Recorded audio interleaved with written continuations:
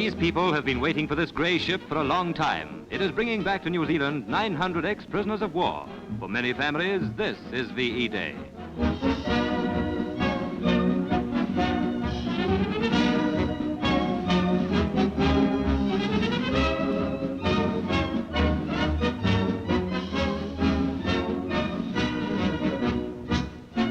Are disembarked smartly. They receive ration coupons, pay and travelling warrants. They can change foreign money into reserve banknotes. This is New Zealand, where money is dough and a pound is a quid.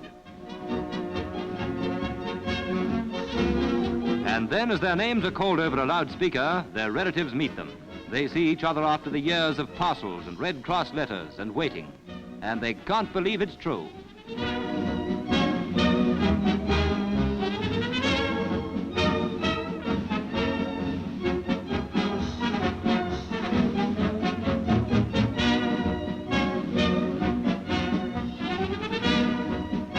Without speeches and without ceremony, they're on their way. Everybody's laughing. It's one big reunion.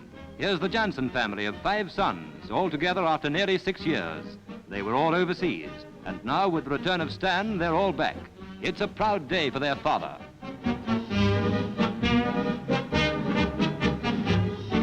Getting these men right to their homes comes to the Red Cross transport, volunteer workers who at every arrival do a first-rate job.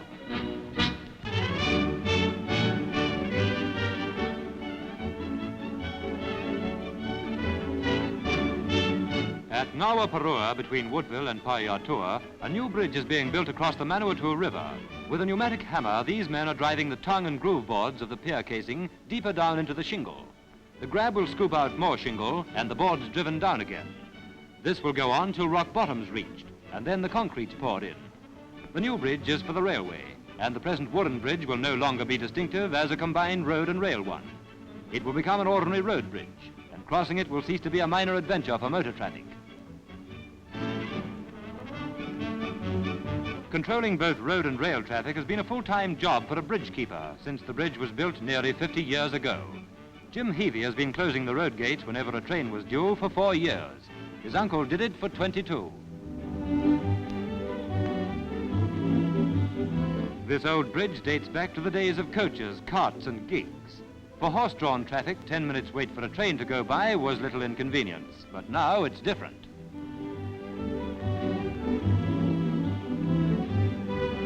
The old wooden bridge has served its purpose, and from now on it will carry road traffic only. Even then, its days are numbered, for plans for a new road bridge are already on the drafting board.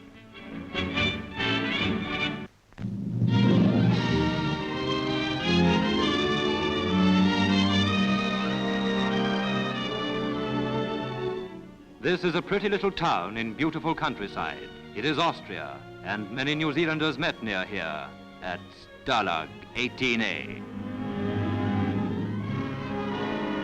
This is the barbed wire.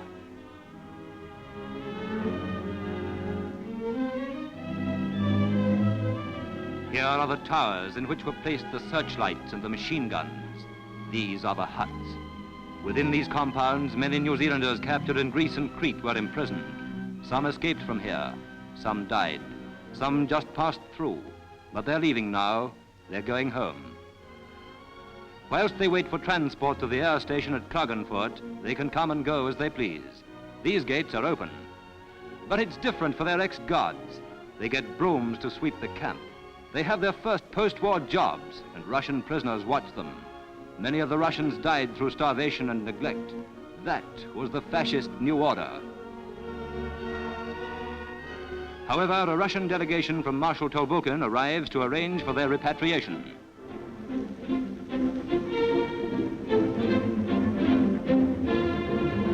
New Zealanders meet the men who fought from Stalingrad to Vienna and beyond.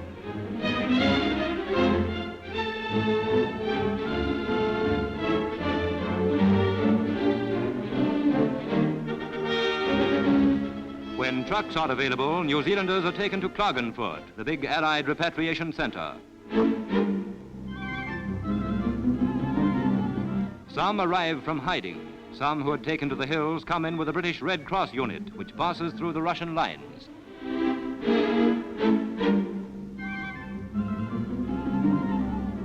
They parade for delousing.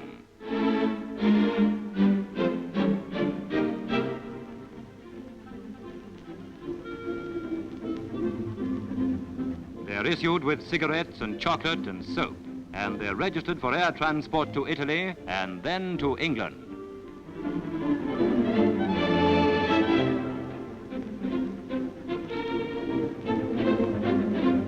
They're given talks on conditions at home. Best of all, they meet old friends. It makes them long for other, fonder reunions. There was so much to talk about.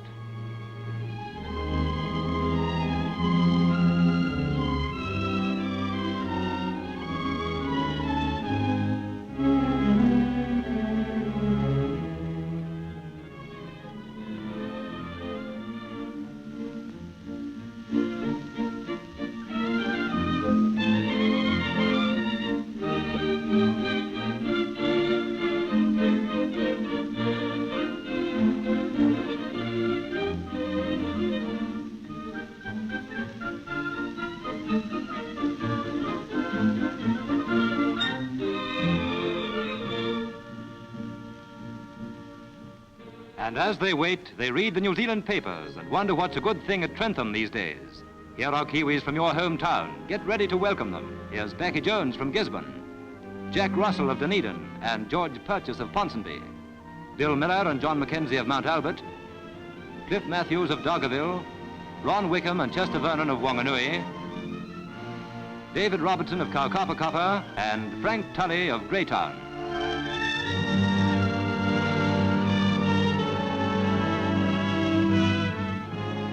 The boys from way down under start on the long trip home. It will be good to see them again.